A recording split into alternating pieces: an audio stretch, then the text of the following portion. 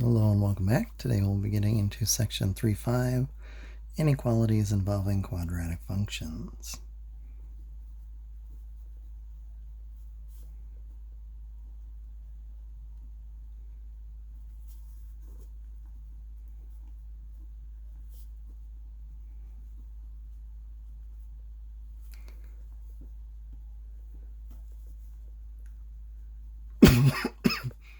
Excuse me.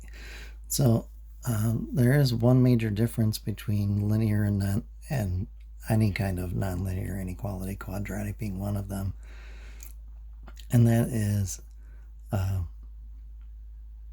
we need test points instead of relying strictly on the properties of the inequality. So for example, they might ask us about f of x is x squared minus 6x plus 4, and they may ask us to find all x such that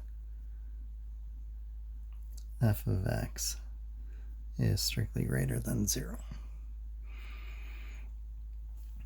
So when you're working with a nonlinear inequality, the x squared making this one nonlinear, typically you would start with a let line. Let it temporarily be an equation. So we're going to find out basically where does this thing touch the axis.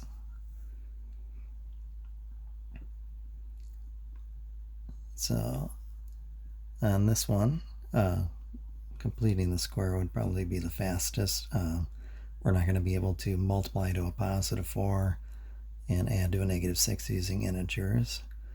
So we'll move that 4 to the other side. F of negative 6 is negative 3. Square that, and a positive 9 appears on both sides. So x minus 3 quantity squared is worth 5. Square to both sides. Make sure you have your plus or minus on the side with a constant. Yes, even on the first step. So x minus 3 is plus or minus root 5. So x is 3 plus or minus square root of 5. So what that's told me is this is the pair of points where our curve touches the axis. Now, which parts are above, which parts are below? For that, we need test points. So we just pick out little guinea pigs. So we have our 3 minus root 5 and our 3 plus root 5. And I just need one test point per interval. So square root of 5, it's bigger than square root of 4, so it's bigger than 2, smaller than square root of 9, smaller than 3. So it's 2 point something, 3 minus 2 point something, 0 point something. So x equals 0 is safely to the left of that. X equals 3 is in the middle, and anything bigger than 3 plus root 5 would do. So 3 plus 2 point something, 5 point something. So you could go to 6, you could go to 10, you could go to 1,000. As long as it's one representative for this interval. And the idea here is if it works, everything on that interval works and we keep it. If it doesn't work, nothing on that interval will work and we throw it away. So we plug them into our inequality. So we'll start with the 0. We want our f of x to be greater than 0, so we want to see if 0 squared minus 6 times 0 plus 4 is that greater than, so I've got my little question mark there since we don't know that it is this greater than 0? Well, left-hand side turns into 4. 4 greater than 0 is true. So that means I do want everything on this chunk of the graph. Then I'll test out the middle. 3 squared minus 6 by 3 plus 4, possibly greater than 0. So we have 9 minus 18 plus 4, possibly greater than 0.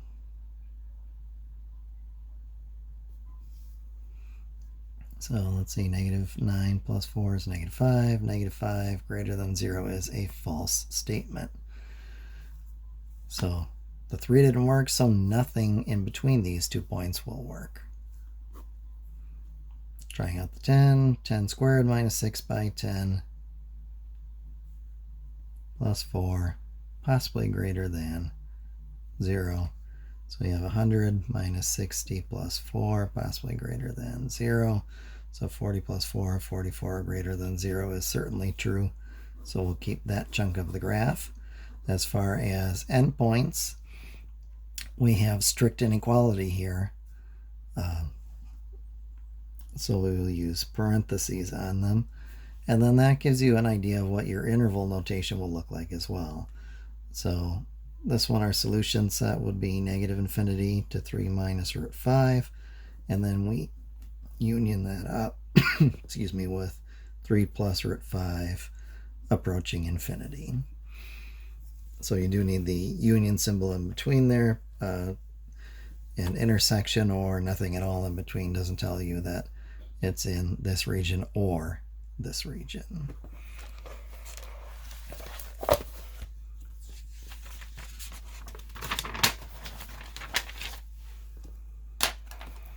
All right, so next up, we will try out x squared minus 9 is strictly less than 2x. So again, we'll start this with a let line and we'll find out where these two graphs meet. And then once we find the pointer points where they meet, we just do a guinea pig, a test point from each portion of the number line. So we will let x squared minus 9 temporarily equal 2x. So we just pretend that they asked us the question we wanted to be asked. So x squared minus 2x minus 9 temporarily is equal to 0. This is another one where completing the square would be quick and painless with this 1 as a leading coefficient and even in the middle there. So we'll move the 9 to the other side. So half of -2 is -1. Square that and you're at a positive 1. So x minus 1 quantity squared is 10. Square root of both sides.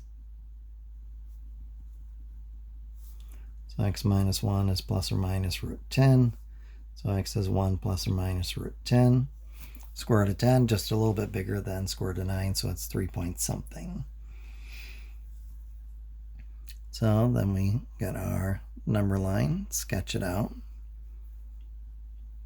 and just find out if it works in the original or if it doesn't work in the original. So we have our 1 minus square root of 10, our 1 plus square root of 10. So then we need 1 test point per section. So 1 minus 3 point something, -2 point something. So we can go all the way if we want to -10 or even, why not, -100. We could have tested -10 million, anything that is to the left of 1 minus root 10. Between 1 minus root 10 and 1 plus root 10, why not use the 1? And 1 plus 3 point something is 4 point something, so we'll maybe test out a 5. Your test points and your neighbor's test points are not necessarily going to be the same, but you do just need 1 per interval. Just make sure that you do have 1 on each interval. Occasionally, a student will kind of rush themselves and have 2 numbers that are inadvertently from the same interval, but just wrote them to look like it was 1 on each interval. So we plug it into the inequality now and see if we get a true statement or a false statement. So -100 quantity squared minus 9. And I want to know, is that less than 2 times -100? So negative by negative is a positive, 100 by 100, 10,000. So 10,000 minus 9, possibly less than -200. So we have 9,991 less than negative anything is clearly false. So I don't want this chunk of the graph. So then we see, okay, well, maybe we want the middle. So 1 squared minus 9, possibly less than 2 by 1. So 1 minus 9, possibly less than 2. Negative 8 less than positive 2. Sure. So we want that middle part. And then we'll finish it off with 5. So 5 squared minus 9, possibly less than 2 by 5. So 25 minus 9, possibly less than 10. So 16 less than 10 is false. We don't want that part. As far as endpoints, this one was another strict inequality, so we have parentheses. If we had the, excuse me, the or equals, we would be able to use brackets instead. So our solution set goes from 1 minus root 10 to 1 plus root 10, exclusive on both.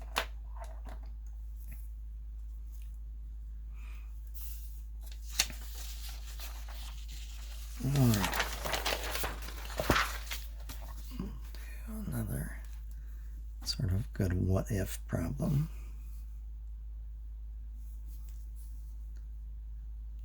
Squared plus 4 strictly greater than 0.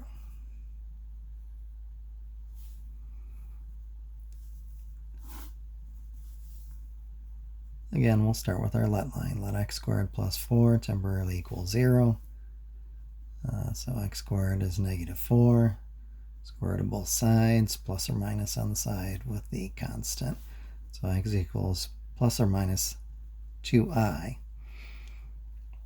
Well, remember, the number line that we're making is a real number line. This is not on the real number line.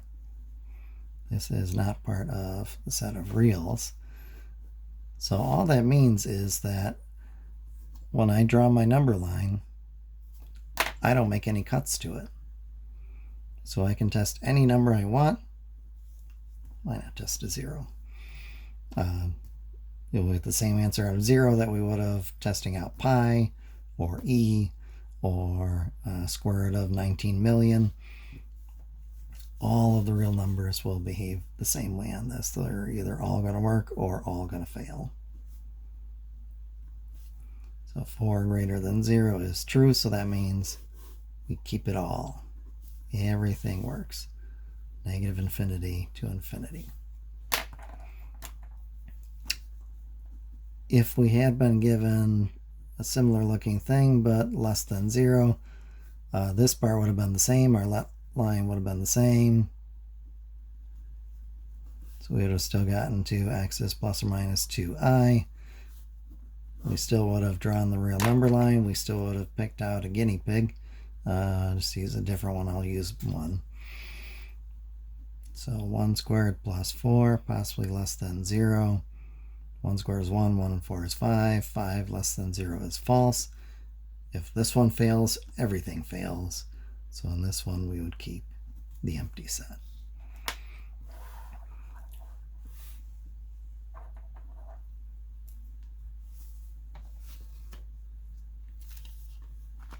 All right.